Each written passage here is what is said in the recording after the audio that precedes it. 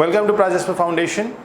This is our short video series और आज हम बात करने वाले हैं बहुत ही इम्पॉर्टेंट इवेंट की जो अभी इकोनॉमी के फील्ड में हुआ एंड दैट इज़ आरबीआई ने अपनी मॉनेटरी पॉलिसी रिव्यू की है और आरबीआई ने इन्फ्लेशन को कंट्रोल करने के लिए जो पॉलिसी रेट्स हैं उन्हें बढ़ाया है। एज़ यू नो कि अब जो आरबीआई जो है अब वो एक inflation targeted monetary policy follow करती है। मतलब अब आरबीआई की मॉनेटरी पॉलिसी का सिर्फ एक ही टारगेट है कि हमें इन्फ्लेशन कंट्रोल में करना है। जो मॉनेटरी पॉलिसी कमेटी का जो मैंडेट है वो ये कहता है कि आरबीआई की जो रेट ऑफ इन्फ्लेशन है जिसको हम मेजर कर रहे हैं कंज्यूमर प्राइस इंडेक्स से, it should be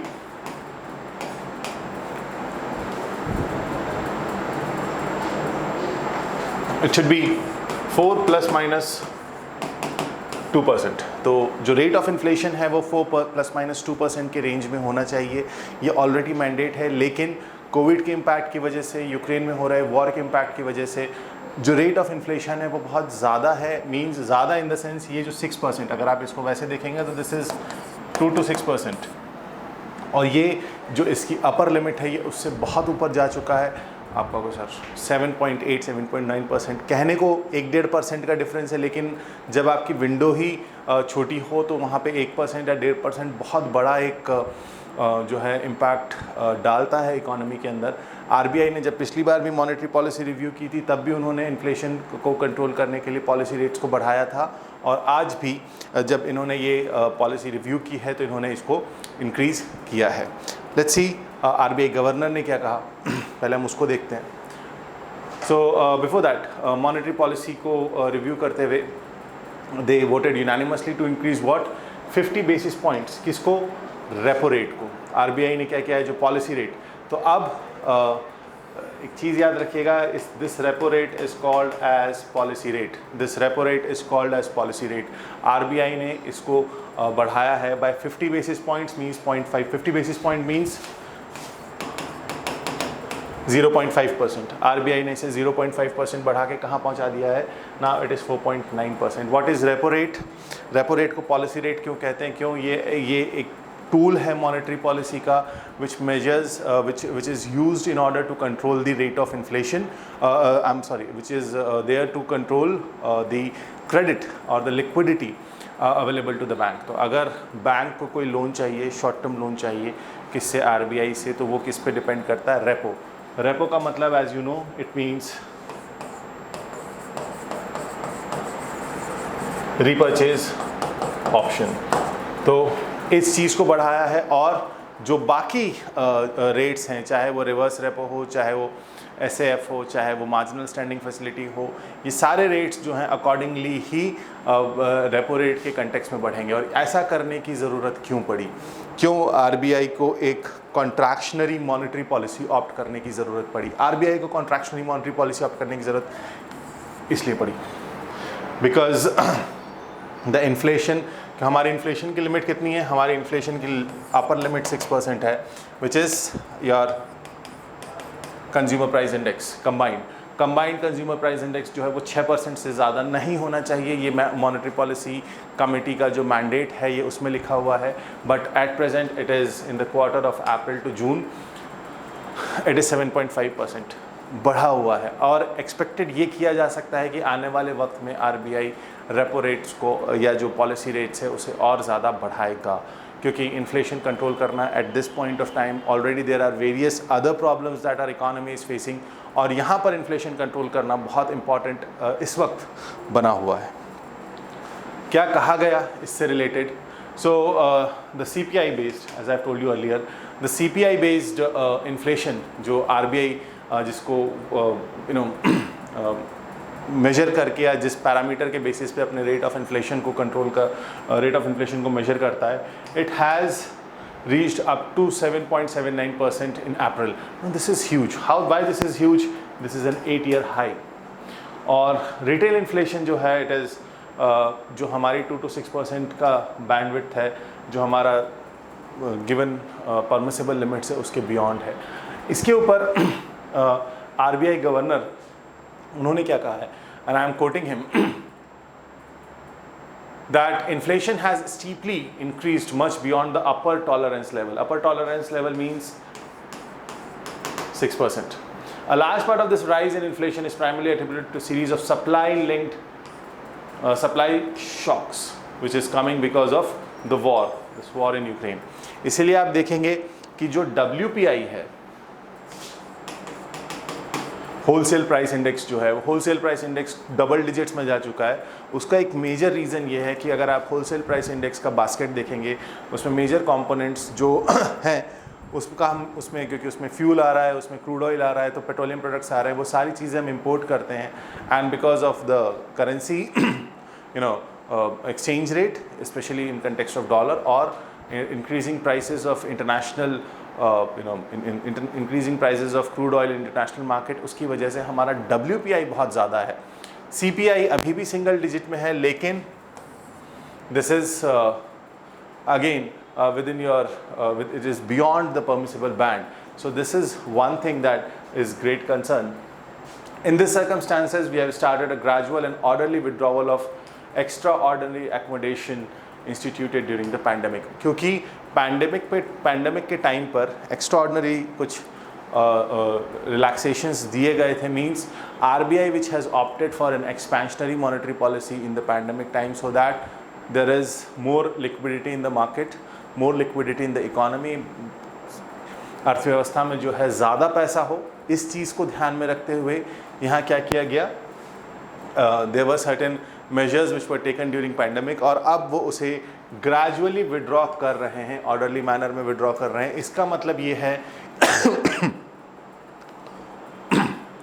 gradually and orderly withdraw कर रहे हैं, इसका मतलब ये है कि वो आगे चल के भी इसी तरीके से इस कॉन्ट्रैक्शनरी मॉनेटरी पॉलिसी को ऑप्ट करेंगे. इम्पैक्ट कहाँ दिखेगा? इम्पैक्ट दिखेगा आपको शेयर बाज़ार में, जहाँ शेयर बाज़ार गिरेगा. बिल्कुल सीधी चीज़ है, अगर रेट ऑफ इंटरेस्ट बढ़ेगा, अगर पॉलिसी रेट बढ़ेगा, तो share market will come down, because जो हमारा saving is equal to investment वाला इक्विलिब्रियम है उसने मेंटेन होना है. क्योंकि now the loans will become costlier and people in order to curb liquidity, यहाँ पर सेविंग्स में जो है थोड़ा सा बेनिफिट मिलेगा, लेकिन loans will become costlier. So this are the major takeaways from the what, मतलब this is not something an advisory, but लेकिन जो RBI गवर्नर ने कहा है उसके बेसिस पे अगर देखा जाए तो yes, this is something which we can withdraw, which we can infer कि आने वाले समय पे ये मेजर्स, ये जो कॉन्ट्रैक्शनरी मॉनेटरी पॉलिसी ऑप्ट की जा रही है, ये और ज़्यादा ये कंटिन्यू रहेगी अगली जो बाई मंथली रिव्यू होना है मॉनेटरी पॉलिसी का, उसके अंदर. So if you take the major takeaways, मतलब इस पूरी मॉनेटरी पॉलिसी की हम समरी को समझें, this is where you have to keep a very close eye. First of all, key lending rate, repo rate जो है वो बढ़ा है. इससे पहले मई के फर्स्ट वीक में आके which was an unprecedented increase. जब पिछली बार बढ़ा था तो भी वो तब बढ़ा था जब monetary policy generally by monthly है, अप्रैल में था. उसके बाद अभी जून में 8-9 जून को जो है मॉनेटरी पॉलिसी की मीटिंग थी. और एक चीज़ याद रखिएगा, MPC मॉनेटरी पॉलिसी कमेटी जो है, it consist of 6 members, where 3 are from RBI, where RBI governor उसको चेयर करते हैं, और 3 is from government of India.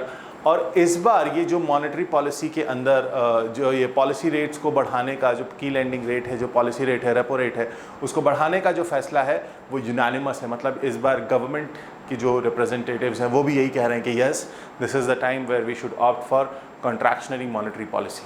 So first thing first, that the key lending rates have been increased by how much? By 4. It has increased by 50 basis points. कितना हो चुका है? 4.9%. और सारे जो दूसरे रेट्स हैं वो इसी अकॉर्डिंगली इंक्रीज हुए हैं. लेकिन अभी भी, क्योंकि उन्होंने कहा ना कि हमने पैंडमिक में जो रिलैक्सेशंस दिए थे हम उसको ऑर्डरली और ग्रेजुअली हटाएंगे, तो अभी भी आपको ध्यान रखना है कि जो रेपो रेट है वो प्री पैंडमिक लेवल से अभी भी नीचे है. मींस अगर वो प्री पैंडमिक लेवल पे आएगा तो वो और अभी एक्सपेक्ट किया जा सकता है कि आने वाले वक्त में रेपो रेट या पॉलिसी रेट जो है वो और ज़्यादा बढ़ेगा. Means we are going to see further contraction in the monetary policy. Then inflation projection जो किया गया है, पहले 6.7%, पहले 5.7% था, 1% जो है वो इन्फ्लेशन, मतलब इस फिस्कल में, करंट फिस्कल मीन्स आरबीआई खुद मान रहा है कि हमें अभी कंट्रोल करने में समय लगेगा। अगर ये प्रोजेक्शन कर रहे हैं तो आने वाले वक्त में होम लोन्स और जो भी आपके लेंडिंग रेट्स हैं वो और ज़्यादा बढ़ने वाले हैं। दूसरी चीज़ जो फूड एक बहुत बड़ा मेजर कॉज ऑफ इन्फ्लेशन बनता जा रहा है, फूड इन्फ्लेशन एक मेजर कंपोनेंट बनता जा रहा है फूड एंड फ्यूल इन्फ्लेशन की अगर आप बात करें, उसमें भी एडिबल ऑयल्स जो हैं, ग्लोबल सप्लाई में जो कंस्ट्रेंट्स आ रहे हैं, जो वॉर और बाकी चीज़ें हो रही हैं, जो इंटरनेशनल इश्यूज़ की वजह से जो पॉलिसी रेट्स हैं, जो इंपोर्ट है वो कर्टेल है, तो एडिबल ऑयल के प्राइसेस, क्योंकि बीच में बहुत ज़्यादा चला था कि एडिबल ऑयल के प्राइसेस आर पीकिंग, सो ये अभी और एक्सपेक्टेड है दैट एडिबल ऑयल की जो प्राइसेस हैं still they are going to remain under pressure, खाने का तेल अभी भी महंगा रहेगा। रीज़न ग्लोबल सप्लाई जो है वो डिस्टॉर्टेड है। ग्रोथ रेट 7.2% प्रोजेक्ट किया गया है अभी की मॉनेटरी पॉलिसी में। अभी के जो रिव्यू हुआ है उसमें हम कह सकते हैं कि growth rate is 7.2% for the current financial year, but in spite of that अब हम क्या मान के चल रहे हैं दैट इकोनॉमिक, नो डाउट हम ये तो बिल्कुल नहीं कह सकते कि जो प्री पैंडमिक लेवल है अभी हमने वो अचीव कर लिया है, लेकिन हमारे यहाँ जो इकोनॉमिक एक्टिविटीज़ हैं, जो हम इकोनॉमिक एक्टिविटी हो रही हैं, they are gathering strength, economy pace पकड़ रही है लेकिन it's slow, but this is something which is a relief that monsoon जो है वो नॉर्मल है, प्रोजेक्शन है। नॉर्मल मॉनसून का मतलब है जो रूरल कंजम्पशन है, जो रूरल कंज्यूमर्स हैं उनके पास एक अच्छा ऑप्शन रहेगा, उनका कंजम्पशन लेवल जो है वो नॉर्मल रहेगा, मींस वहाँ पर एक तरीके से अच्छी रूरल कंजम्पशन या जो रूरल कंज्यूमर्स हैं उनकी डिमांड अच्छी रहेगी, which may prove a good boost to the economy in the coming times. दो important apart from this major जो डिसीजंस हैं जो इसमें से लिए गए हैं, that credit card are to be linked with UPI. अभी तक क्रेडिट कार्ड से यूपीआई पेमेंट नहीं हो रहा था, लेकिन अब गवर्नमेंट आरबीआई ने कहा है कि जो यूपीआई है, जनरली जिसको आप क्यूआर कोड स्कैन करके जो अपने बैंक अकाउंट से पैसा आप दे सकते हैं, वो फैसिलिटी क्रेडिट कार्ड्स में अवेलेबल नहीं थी, लेकिन अब वो क्रेडिट कार्ड में अवेलेबल है और इसकी शुरुआत होने वाली है रुपए। सबसे पहले जो रुपए क्रेडिट कार्ड्स हैं, नॉट ऑफ वीज़ा और मास्टर कार्ड, बट जो रुपए क्रेडिट कार्ड्स हैं उनके ऊपर क्या होगा, सबसे पहले ये लिंक किए जाएंगे यूपीआई से। This is a new